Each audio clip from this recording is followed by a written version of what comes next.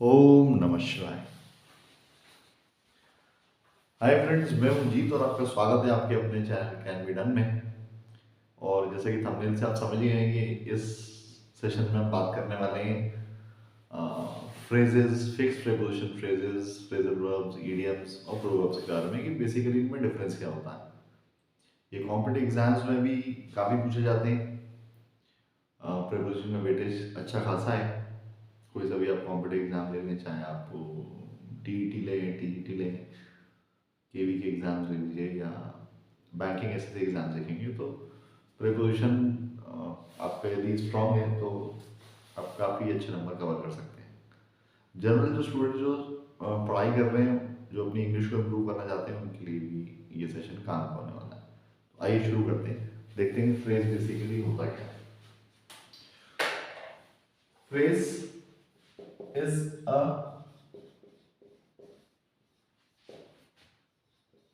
Group of words, यानी कि एक शब्दों का समूह होता है। हिंदी में से कहते हैं वाक्यांश। तो ये एक ऐसा शब्दों का समूह है जो which makes some sense, which makes some sense मतलब जिसका कुछ अर्थ निकलता है। ये इसकी पहली कंडीशन है। और दूसरी कंडीशन है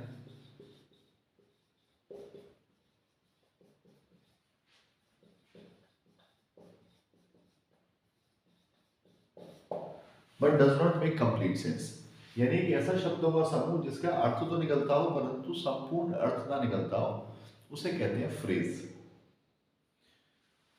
कुछ उदाहरण से समझते हैं।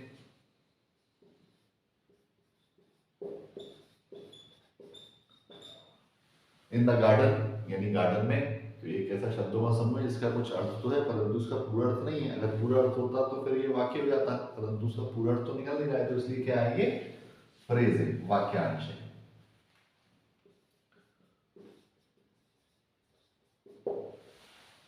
एट नाइट, ये भी क्या है, एक फ्रेज है, रात को।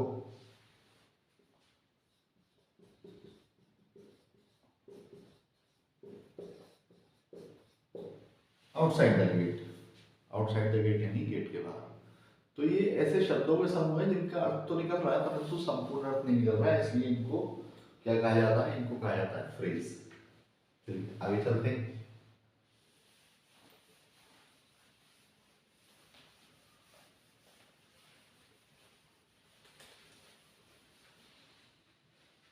कुछ और उदाहरण लेते हैं।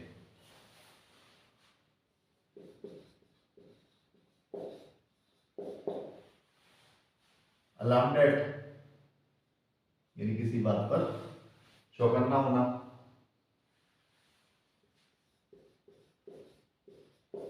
गुड एट, यानी किसी चीज में अच्छा होना।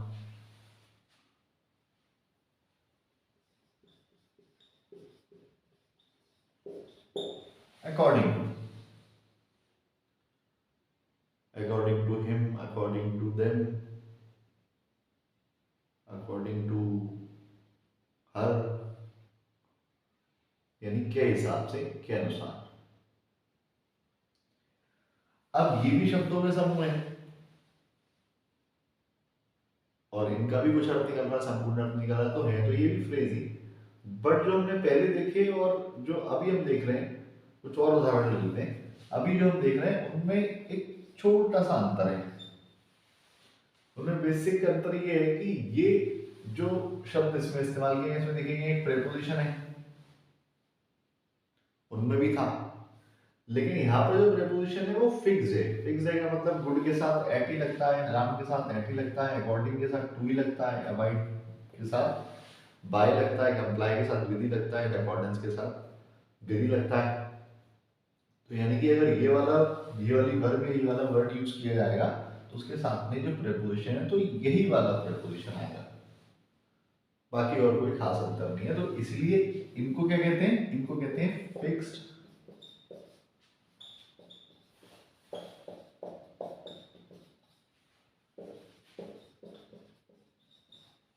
Fixed preposition phrases. जो पहले हमने देखे वो नॉर्मल फ्रेजेस थे, और क्योंकि ये ऐसे फ्रेजेस हैं जिनका प्रीपोजिशन फिक्स्ड है, इसलिए इनका नाम दिया गया फिक्स्ड प्रीपोजिशन फ्रेजेस, यानी कि ये वाली वर्ब आएगी तो उसके साथ यही वाला प्रीपोजिशन इस्तेमाल किया जाएगा। ये फ्रेजल लाइन्स में भी पूछा जाता है, ये एरर के रूप में भी पूछा जाता है। एरर के रूप में वो प्रीपोजिशन उसका चेंज कर देते हैं, यानी कि जो उसके साथ लगना चाहिए वो नहीं लगाते, कोई और लगा देते हैं और वही उसी को एरर बना देते हैं। अब कुछ और फ्रेजेस देखते हैं।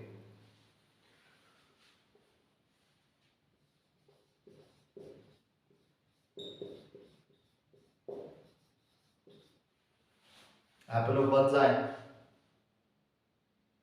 यानी किसी की आंख का सेब, तो ये भी एक शब्दों का समूह है, उसका अर्थ निकल रहा है लेकिन वो अर्थ समझ में नहीं आ रहा, पर अर्थ तो निकल रहा है।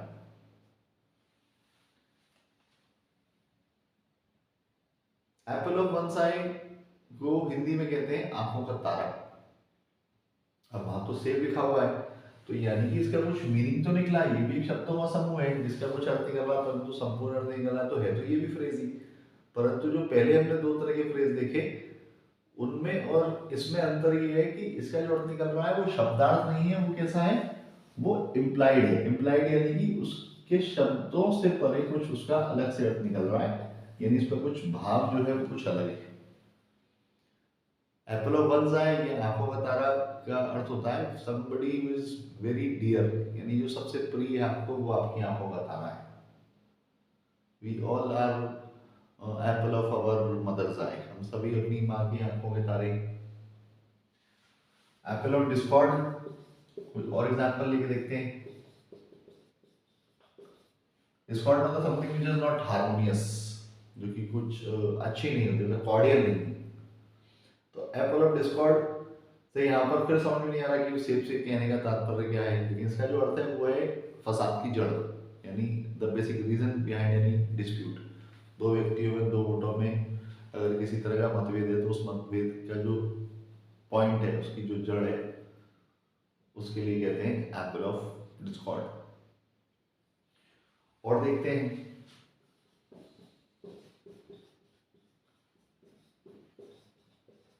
एट 11 था।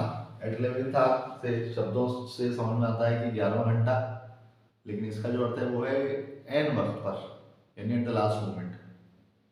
बहुत सारे लोग आपने देखे होंगे वो हर काम एन वक्त पर ही करते हैं, तो ये भी एक फ्रेज है, लेकिन इसका भी मीनिंग कैसा है, इम्प्लाइड है। जो और एग्जाम्पल लेते हैं, piece of cake,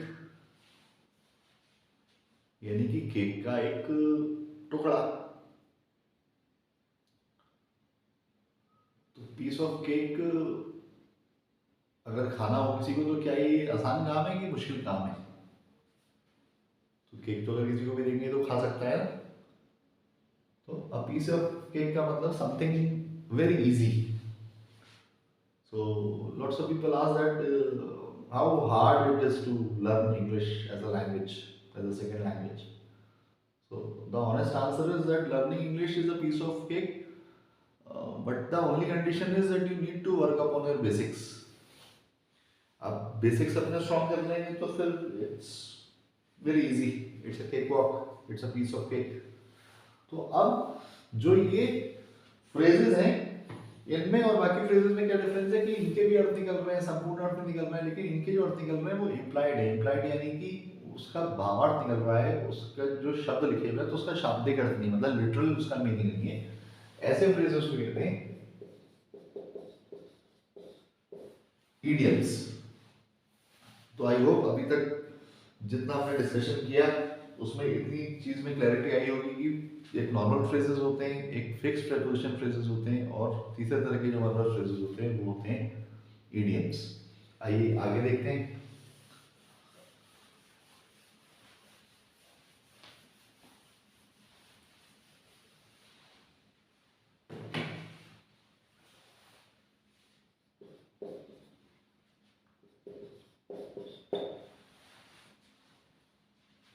look into, look का अर्थ हमको पता है देखना, इनटू मतलब में। फॉर एग्जाम्पल लेते हैं,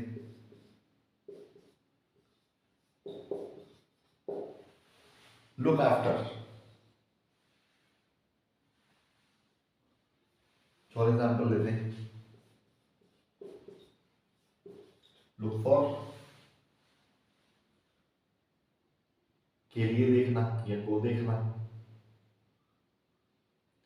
तो अब ये भी फ्रेजेस हैं, इनका भी कुछ अर्थ निकल रहा है परंतु संपूर्ण अर्थ नहीं निकल रहा। अब यहां पर नया क्या है, अब यहां पर ये है कि एक वर्ब है ये लुक, अब ये एक वर्ब है और उसके साथ मिला एक प्रेपोजिशन, तो इन दोनों ने एक अपना पेयर बनाया और जो वर्ब का काम है देखना उसके मीनिंग में कुछ चेंज कर दिया। यानी अब ये लुक इनटू का जो मीनिंग है कुछ नया ही हो गया, उसका अर्थ हो गया टू इन्वेस्टिगेट ना। किसी ऑफिस में कुछ प्रॉब्लम्स आ रही हैं तो जो उसके मेन हेड है या जो बॉस है उन्होंने बुलाकर अपनी सेक्रेटरी को या अपने मैनेजर को बोला कि things are not moving in the right direction, kindly look into the matter. आपने भी बचपन में भी अगर किसी चीज की कंप्लेंट की होगी अपने प्रिंसिपल से या टीचर से तो उन्होंने भी उसको आगे ही बोला हुआ kindly look into the matter, यानी कि इसकी छानबीन करें, इसके बारे में पता करें, इसकी इंक्वायरी करें। तो वो हो गया लुक इनटू, तो वो एक बिल्कुल अलग अर्थ हो गया। अब look after, we all must look after our parents, ये हमारा नैतिक दायित्व है। तो लुक आफ्टर का मतलब होता है ध्यान रखना, टू टेक केयर, यानी किसी की देखभाल करना। तो वर्ब वही है, तो वर्ब का तो एक एक्शन होता है, लुक का मतलब होता है देखना, लेकिन जैसे ही हमने ये वाला प्रेपोजिशन यूज किया तो उस प्रेपोजिशन के साथ मिलकर उस वर्ब ने अपना एक्शन को एक नया स्वरूप दे दिया। फिर हमने उस वर्ब के साथ एक दूसरा प्रेपोजिशन जो उसके साथ लगाया जा सकता था वो यूज किया, तो इसके साथ मिलकर इस वर्ब ने एक नया एक्शन करना शुरू कर दिया, यानी कि लुक इनटू, जो कि किसी की खोजबीन करना, छानबीन करना, इंक्वायरी करना था, वो लुक इनटू हटा के आफ्टर लगाते ही वो हो गया ध्यान रखना। लुक फॉर, लुक फॉर का अर्थ होता है किसी को ढूंढना।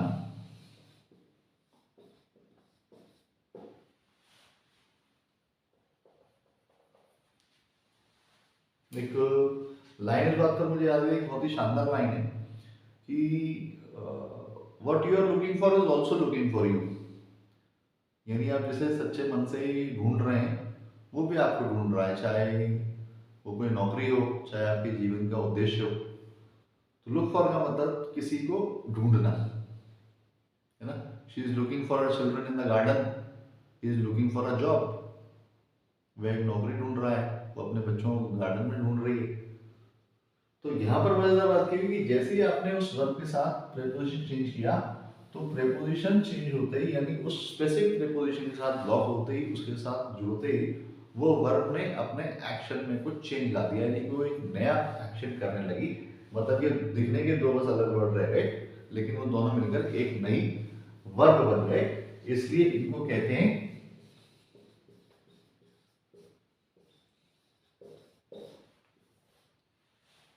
Phrasal verbs. तो ये चार तरह के फ्रेजेस होते हैं इंग्लिश लैंग्वेज में, एक जिन्हें हम नॉर्मल फ्रेजेस या फ्रेजेस कहते हैं, एक होते हैं फिक्स्ड प्रेपोजिशन फ्रेजेस, यानी कि उनके साथ जो प्रेपोजिशन यूज किया था उस वर्ब के साथ तो वो प्रेपोजिशन फिक्स्ड होता है, इसलिए उसे फिक्स्ड प्रेपोजिशन कहते हैं, फिक्स्ड प्रेपोजिशन फ्रेज कहते हैं। उसके बाद होते हैं इडियम्स, यानी कि फ्रेज तो होते हैं वो, लेकिन उनका जो अर्थ होता है वो शाब्दिक ना होके भावार्थ होता है, यानी कि इंप्लाइड मीनिंग होता है। चौथे तरह के जो फ्रेजेस होते हैं उन्हें कहते हैं फ्रेजल वर्ब्स, यानी कि वो एक प्रेपोजिशन के लगाते ही वो अपना एक्शन चेंज करके कुछ नया एक्शन करने लगते हैं, दूसरी उनके साथ यदि प्रेपोजिशन लगाएंगे तो कुछ दूसरा एक्शन करते हैं, वर्ब अपना एक्शन ही चेंज कर देती है, इसलिए दो शब्द मिलकर एक वर्ब बन जाती है और उसको कहते हैं फ्रेजल वर्ब। आइए आगे देखते हैं।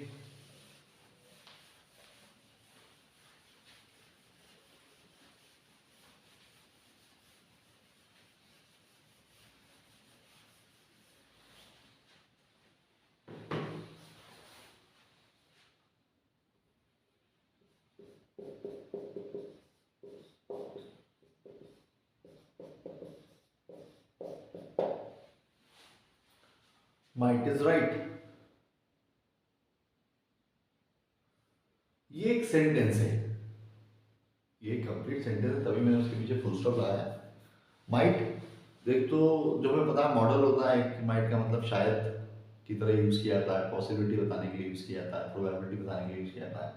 माइट का एक और अर्थ भी होता है, आपने वर्ड सुना होगा माइटी। माइटी का मतलब होता है ताकतवर। तो यहाँ पर हमने लिखा है माइट, तो ये हमने इसका अर्थ है ताकत। ये पूरा वाक्य है, और हिंदी में से कहते हैं जिसकी लाठी उसकी भैंस, यानी जिसके पास ताकत है वही राजा है, वही वही सही है, उसी की ही मानी जाएगी। कुछ और एग्जाम्पल देखते हैं।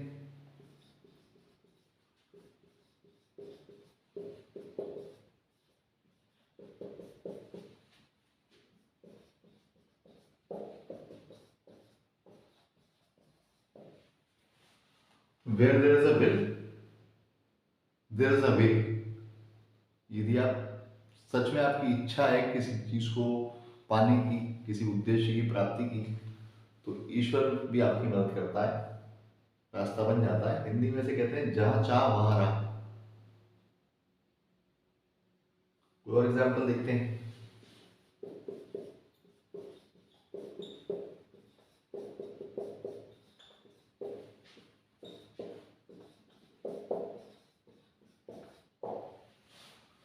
All that glitters is not gold, यानी कि ग्लिटर का मतलब होता है चमकना, तो हर चमकने वाली चीज सोना नहीं होती।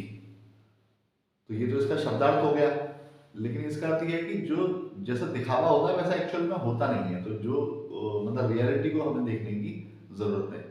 तो ये मशहूर कहावतें हैं, और ये पूरे सेंटेंसेस है, पूरे ये संपूर्ण वाक्य हैं, और इनको कहते हैं proverb.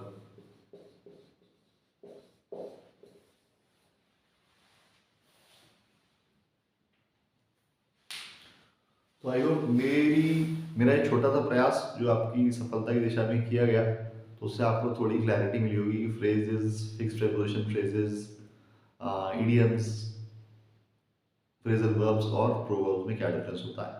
Thank you for watching. हमारे साथ जुड़े रहिए। यदि आपको मेरा प्रयास पसंद आया हो तो चैनल को लाइक करें, सब्सक्राइब करें, शेयर करें। Read to lead can be done.